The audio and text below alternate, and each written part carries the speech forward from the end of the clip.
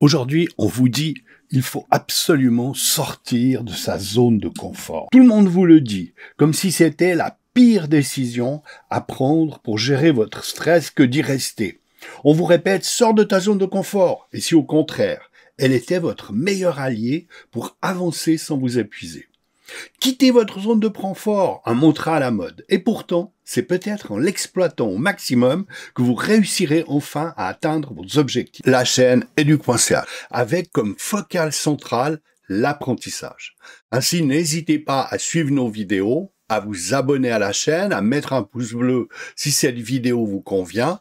Et nous voici partis à la découverte de cette fameuse zone de confort. En effet, et si votre plus grande force se trouvait là où vous vous sentez le plus à l'aise? La zone de confort, c'est cet état émotionnel où l'on se sent en sécurité, où les choses sont prévisibles, familières. Ce n'est pas un lieu physique, mais plutôt un état d'esprit. Et contrairement à ce qu'on pourrait penser, ce n'est pas un endroit où l'on stagne forcément. Parfois même, c'est l'endroit idéal pour prendre de l'élan. Si vous suivez nos vidéos, vous savez que nous sommes très attentifs à la notion d'équilibre, comme une notion centrale à partir de laquelle il est possible de réaliser de grandes choses. Et c'est clair que la zone de confort, c'est cette zone d'équilibre. C'est une zone de sécurité, c'est une zone dans laquelle nous pouvons nous ressourcer, retrouver des forces, c'est une zone qui est marquée entre autres par des signaux tels que la cohérence cardiaque et qui permet donc d'être le point de départ de notre activité et de notre action. On entend beaucoup d'invitations à sauter dans le vide, à se dépasser, à aller au-delà de soi. Oui, certainement, c'est juste. Faire un apprentissage, c'est aller au-delà de ses limites. Mais dans un premier temps, avant de pouvoir ou d'inviter les gens à sortir de leur zone de confort, il faudrait déjà qu'ils y soient. Et donc l'idée, c'est d'apprendre à gérer sa zone de confort dans un premier temps pour pouvoir ensuite, à partir d'elle, mener des actions de changement et de transformation. Qu'il soit sur le plan communicationnel, qu'il soit sur le plan professionnel ou d'activité, quelle qu'elle soit, originale, qui sont des projets de changement. Nous n'ignorons pas que la zone de confort peut devenir une prison, dans laquelle on peut se trouver enfermé, dans laquelle il peut être très difficile d'agir, de se déplacer, de bouger, et finalement de rester dans cette zone de confort, d'y être enfermé. C'est là vraiment la question. À quel moment est-ce que j'ai trouvé ma zone de confort et à quel moment je me mets en mouvement en direction du changement, de l'évolution, des projets que j'ai posés, des objectifs que je me suis fixés. L'idée de s'arrêter dans sa zone de confort, c'est aussi dans une manière de dire prendre le temps de réfléchir à ce que nous sommes en train de faire et à la manière dont nous sommes en train de le faire, de manière à éviter ce qui pourrait, à terme, représenter certaines difficultés. Donc oui, réaliser nos projets, être actifs, prendre du plaisir, faire des activités qui nous conviennent, développer, aller au-delà de nos limites, c'est très certainement un aspect très important, l'action étant au centre, au fond du plaisir de vivre, de la motivation, de l'apprentissage et du développement personnel. Nous allons utiliser maintenant une métaphore, des sables mouvants. En effet, dans la vie, quand nous mettons en place un projet, nous sommes confrontés à une réalité qui change tout le temps, qui évolue. Et surtout, cette évolution nous frappe nous-mêmes, c'est-à-dire que nous sommes nous-mêmes en mouvement, nous sommes nous-mêmes influencés par ces changements réguliers auxquels nous devons faire face. Certains nous frappent par leur capacité à s'adapter aux circonstances auxquelles ils sont confrontés. Et des personnes qui nous entourent semblent faire des situations complexes, des lieux où au fond on pourrait se faire prendre dans la vase, on pourrait tout à coup s'enfoncer dans des sables mouvants. Eh bien au contraire, elles y trouvent leur bonheur, elles y trouvent les situations et des fruits qu'elles recherchent. D'autres encore ont trouvé des techniques et des moyens pour flotter la surface de l'eau, pour s'y déplacer rapidement, même très rapidement.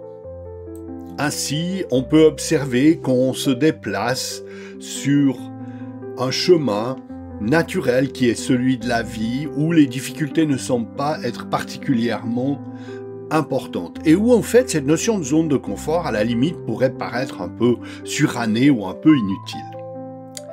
Parfois par contre, les situations commencent à devenir plus compliquées, il devient plus difficile de se déplacer, on commence à avoir un certain nombre de sensations, d'épuisement, de fatigue, parce que le sable, d'une certaine manière, commence à prendre autour de nous, commence à nous saisir, mais nous réussissons à dépasser les situations et à aller plus loin en discutant avec les personnes. Par contre, il y a des situations où tout à coup, les circonstances nous dépassent, où les événements s'enclenchent les uns dans les autres, s'accélérant, et nous voilà tout à coup pris de manière inattendue, de manière surprenante. Nous avons peut-être été comme hypnotisés par une situation, hypnotisés par un problème, par quelque chose qui, dans un premier temps, peut-être pouvait paraître fascinant, mais qui nous a emmenés dans une situation plus compliquée, dans une situation difficile, dans un labyrinthe dont nous avons de la difficulté à sortir.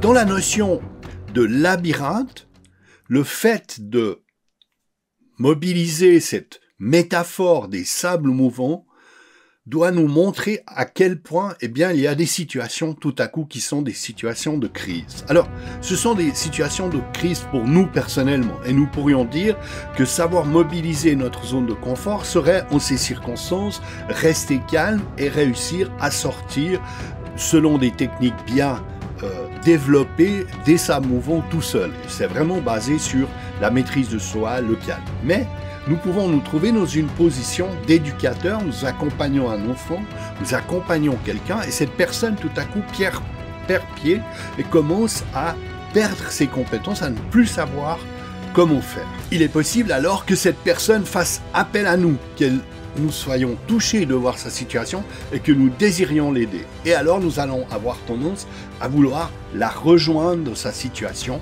pour la soutenir et pour l'aider à s'extirper. Pour certains, le côté bon samaritain fait que nous nous sentons obligés d'aller au secours de celui qui se trouve en difficulté, et pour cela nous allons nous avancer dans les sables mouvants, avec le risque d'y être nous-mêmes pris finalement.